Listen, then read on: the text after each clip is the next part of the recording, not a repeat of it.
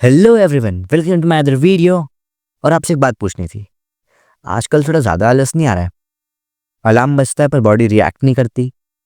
और ये फ़ोन की गलती नहीं है, ठंड आ गई है। आई नो मैं ठंड की बात तब कर रहा हूँ जब उसके जाने का टाइम आ गया है, बट ये ठंड, इस बार की ठंड नॉर्मल नहीं थी। वो खुद कंफ्यूज, आलसी और अजीब ठंड थी। इस बार ठंड बिल्कुल ऐसे हरकतें कर रही है जैसे उसको खुद को काम करने का मन नहीं कर रहा है। पहले दिन आई प्रचंड ठंड और मेरे दोस्त ने मुझे ये भेजा, ये ठंड है प्रचंड पड़ रही है अंड शंड। ये ठंड के मौसम में तुम टोपा टपलियां निकाल लो। ठंड से यू ना डरो तुम, ठंड से ये ना मरो तुम, खुद को कामड़ा में घुसाड़ लो।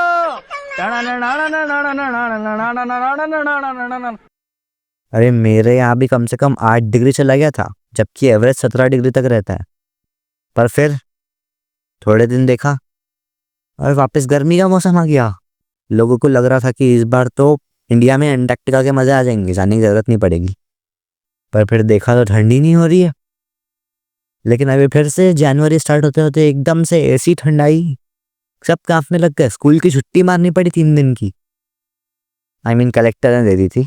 फिर 3 दिन ऐसी ठंड पड़ी और अब थोड़ी बहुत चल रही है। लेकिन अल्टीमेटली इसके पूरे बिहेवियर से समझ आ रहा है कि ठंड का मन नहीं हो रहा है इस बार पढ़ने का ढंग से। ठंड को खुद को आलस आ रहा है। अब आलस की बात हो ही रही है तो ठंड के साथ आलस भी आता ही है। इस बार उसको खुद को भी आ गया। स्कूल भी इस बार थोड़ा मज़े में आ रहा है ठंड के कारण सिर्फ। एक दिन हम लोग स्कूल पहुंचे और हम लोगों को बोला कि कल से 9:30 बजे का टाइमिंग हो रहा है, और घर जाते जाते वापस से 9 बजे का हो गया। एक्चुअली स्कूल खुद कंफ्यूज चल रहा है कि ठंड है या नहीं है। एक तो मेरे साथ भी ऐसा हो रहा है, जिस दिन घर पे रहता हूँ उस दिन ठंड ज़्यादा लगती है, स्कूल से जाता हूँ तो वहाँ पे गर्मी आ जाती है। लेकिन आलस भी आता है ठंड के साथ में, मैंने अभी थोड़ी देर पहले ही बोला था। और अब थोड़ा सा आलस के साइड शिफ्ट होते हैं।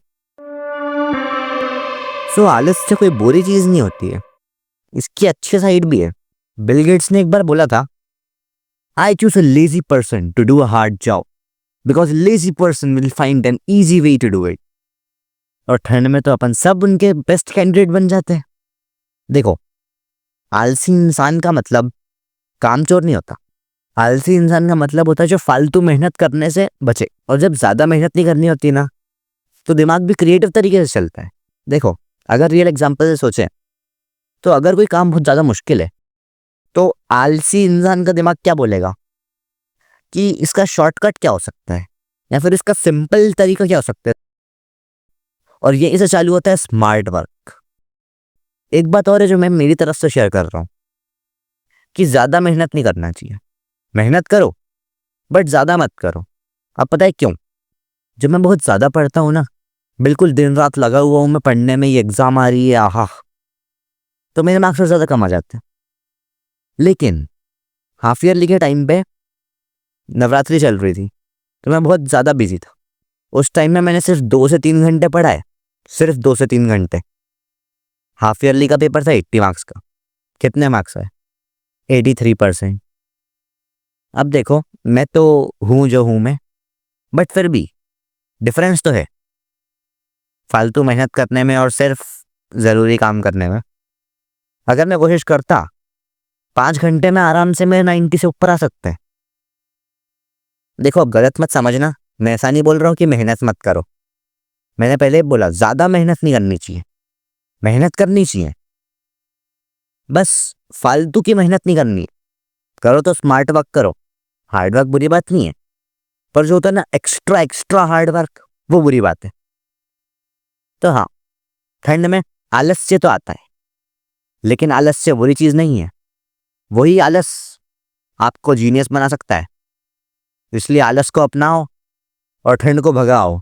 अगर ये वीडियो कम्बल के अंदर पड़े हुए देख रहे हो तो कमेंट में बता के जाओ। मैंने रिकॉर्डिंग भी कम्बल के अंदर से करी है। सो कॉन्ग्रेट्स, आप थीम के साथ चल रहे हो। अगर आप कम्बल के अंदर हो तो आलसी रहो स्मार्ट तरीके से। बाय बाय, मिलते हैं नेक्स्ट वीडियो में।